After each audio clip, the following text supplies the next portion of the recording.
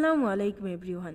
দীর্ঘ ১০টা বছর পরে আবার আমাদের বাড়িতে গরু আসলো। কোনো এক প্রতিকূলতার কারণে বাবা মা দীর্ঘ ১০ বছর আগে গরুটা বিক্রি করে দিয়েছিল, যেটা মা এবং বাবা অনেক কষ্ট করেই পেলেছিল। তারপর থেকে এই বিগত ১০ বছরে অনেকবার চেষ্টা করার পরেও গরু হয়নি, বা হয়তো বা কপালে বা নসিবে টানেনি। দীর্ঘ ১০ বছর পরে অনলাইন থেকে ইনকাম করা টাকা দিয়ে বাবা মাকে আবার একটি গরু কিনে দিতে সক্ষম হয়েছে। মা বাবা বরাবরই কাজের মানুষ, বিশেষ করে মা হাত গুটিয়ে বসে থাকতে একদমই পছন্দ করে না। আমরা সবাই বড় হয়ে গিয়েছি, রান্না বান্না ছাড়া বাড়িতে তার আর কোনো কাজই নেই। গরুর সাথে সাথে মাঠের চাষ বা ফসল চাষও বন্ধ হয়ে গিয়েছিল। আলহামদুলিল্লাহ এবছর থেকে সেটাও শুরু করেছি, সেই ব্লগটাও আপনাদের সঙ্গে শেয়ার করেছি। আলহামদুলিল্লাহ আজকে গরুটাও বাড়িতে চলে আসলো। রাতে নিয়ে আসার কারণ, আজকেই যে গরুটা বাড়িতে আসবে বা আজকেই নসিবে টেনে আনবে এরকম কোনো প্ল্যান আসলে আমাদের ছিল না, হঠাৎ করেই হয়ে গেল। ভিডিওতে গরুটার সাইজটা কেমন বোঝা যাচ্ছে জানি না, তবে এটাকে ক্রস না কি একটা বলে, সেই জাতের গরুটাই আনা হয়েছে বাড়িতে। হাত পা গুটিয়ে বসে থাকতে একদমই ভালোবাসে না, সবসময় বলতে থাকে গরু বা ছাগল থাকলে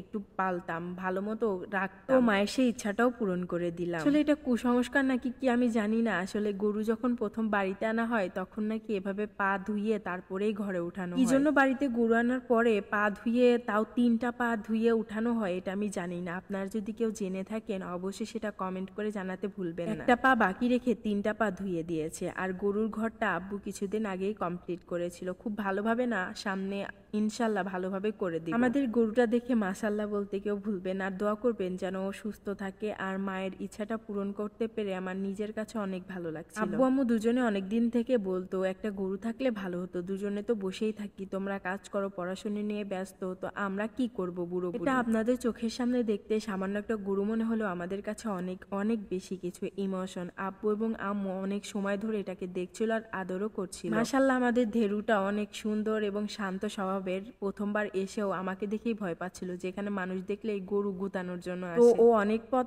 আসার পরে ওকে কিছু খাবার দেওয়া হলো, এরপরেই ঘরে উঠানো হবে। তো সবাই আমাদের জন্য দোয়া করবেন যেন এমন ছোট ছোট স্বপ্নগুলো বাবা মার পূরণ করতে পারি, নিজেদেরগুলো পূরণ করতে পারি। আজকের মতো এ পর্যন্তই, ভালো থাকবেন সবাই, আল্লাহ হাফিজ।